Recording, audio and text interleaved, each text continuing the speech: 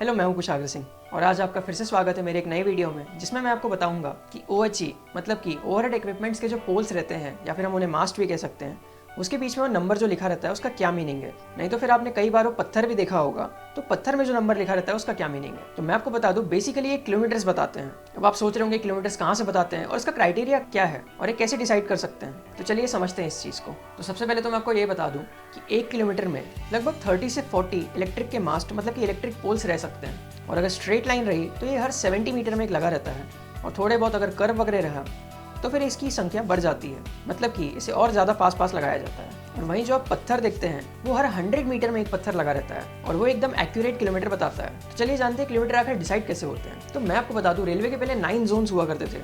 अभी तो फिलहाल जोन्स बढ़ चुके हैं, लेकिन ये जो क्राइटेरिया चल रहा है पहले का ही चल रहा है। तो इन 9 जोन्स के 9 हेडक्वार्टर्स थे। अब जैसे कि मैं एग्जांपल लेके बताऊं तो सेंट्रल रेलवे का मुंबई CST हेडक्वार्टर है। तो सेंट्रल रेलवे की जितने भी लाइन्स है वहाँ पे जो भी किलोमीटर है वो मुंबई CST से उसकी दूरी है। मतलब कि मुंबई CST हमेशा 0 किलोमीटर पर रहेगा और उसके बाद जितनी भी लाइन आगे जा रही है तो 1, 2, 3, 4 ऐसे किलोमीटर बढ़ते जाते हैं। जैसे कि मुंबई से नागपुर है 837 किलोमीटर, तो नागपुर में आप जितने भी OHE के पोल्स देखेंगे उसमें आपको 837 किलोमीटर देखने को मिलेगा, या फिर यहाँ के जो पत्थर है वहाँ पे आपको 837 किलोमीटर देखने को मिलेगा।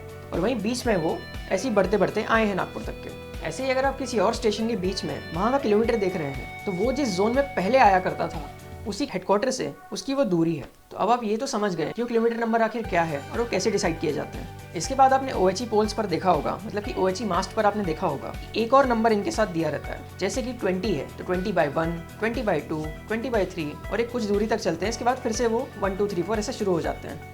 तो आखिर ये दूसरा नंबर क्या है, तो अब आपको मैं इनके बारे में बताता हूँ। तो मान लीजिए कि 20th किलोमीटर चल रहा है और 20th किलोमीटर में मान लीजिए 25 पोल्स है। तो जैसे ही 20th किलोमीटर शुरू होगा तो उसमें 20/1 मतलब 20th किलोमीटर का फर्स्ट पोल है, फिर 20/2 मतलब कि वो 20th किलोमीटर का सेकंड पोल है।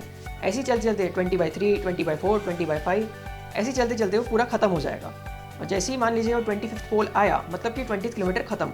अब जैसे ही वो 21 आएगा तो वहाँ से फिर से 21/1 फर्स्ट पोल वहाँ का शुरू होगा, फिर 21/2, 21/3 ऐसे वो चलते जाता है। अब जो 2 ट्रैक्स रहते हैं उसमें से एक अप रहता है और एक डाउन रहता है। अप एंड डाउन के बारे में मैंने आपको पिछले वीडियो में समझाया है, उसकी लिंक आपको डिस्क्रिप्शन में मिल जाएगी। तो अब जो दोनों ट्रैक्स हैं तो यहाँ पे जैसे कि एक मास्ट है, उसके बाद यहाँ पे मास्ट है, फिर यहाँ पे मास्ट है, फिर यहाँ पे मास्ट है। तो ऐसे ही नंबर डिसाइड होते हैं। पहले इस ट्रैक पे 1 रहेगा, फिर उसके बाद इस ट्रैक पे 2 रहेगा, फिर इस ट्रैक पे 3 रहेगा, फिर इस ट्रैक पे 4 रहेगा। ये पोल नंबर मैं आपको बता रहा हूँ कि मान लीजिए 20th किलोमीटर चल रहा है तो 20/1 ये है, 20/2 ये है, 20/3 ये है, ऐसे वो चलते जाएगा। तो अब आपको मैं बता दूं कि वो जो किलोमीटर नंबर है उसके साथ साथ अगर आपको मास्ट नंबर इवन में दिख रहे हैं, मतलब कि 2, 4, 6, 8 ऐसा अगर आपको दिख रहा है तो आप डाउन लाइन में है। डाउन लाइन का मतलब है कि आप वो हेडक्वार्टर से, मतलब कि जो भी जोन का हेडक्वार्टर रहेगा उससे दूर जा रहे हैं। और ये नंबर्स हमेशा आपको बढ़ते हुए दिखेंगे, मतलब 2 के बाद 4 आएगा, फिर 6 आएगा, फिर 8 आएगा।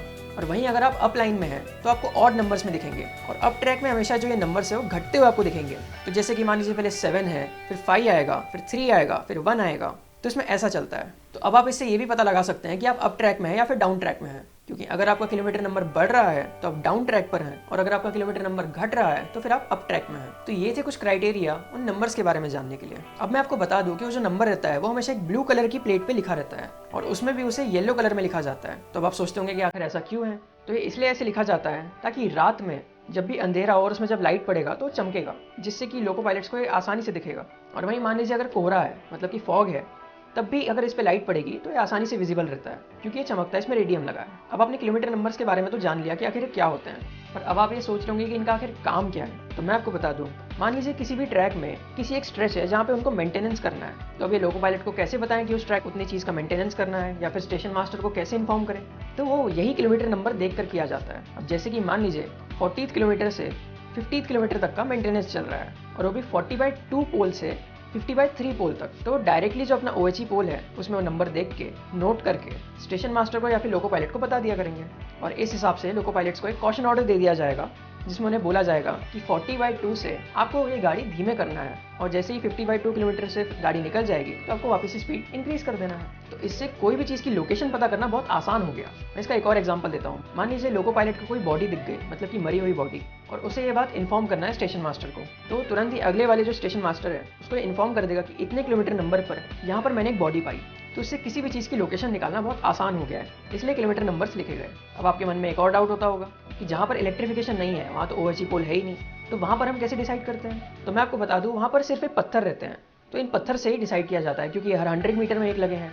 तो ऐसे ही डिसाइड किया जाता है कि ये पत्थर से वो पत्थर के बीच में कुछ है, तो वहाँ पर लोकेशन ऐसे स्पेसिफाई करी जाती है। और वहीं आपके मन में ये डाउट भी आता होगा कि मान लीजिए अगर सिंगल लाइन है, तो सिंगल लाइन में वो जो मास्ट नंबर रहते हैं तो इवन में रहेंगे या ऑड में रहेंगे। तो मैं आपको बता दूं, अगर वो सिंगल इलेक्ट्रीफाइड लाइन है तो वहाँ पर मास्ट नंबर हमेशा वो बराबर ही रहेंगे, 1 2 3 4 ऐसा ही चलेगा, उसमें कुछ भी इवन और ऑड नहीं रहते हैं। पर मान लीजिए उसी की डबलिंग हो रही है, तो उसके बाद वो किलोमीटर नंबर चेंज कर देते हैं, 1 2 3 4 वापस से ऐसे प्रोसीजर में कर दिया करते हैं। तो आई होप आज आपको बहुत सारी नई जानकारियां जानने को मिली होगी। अगर आपको ये वीडियो पसंद आया हो तो लाइक सब्सक्राइब शेयर जरूर से करें।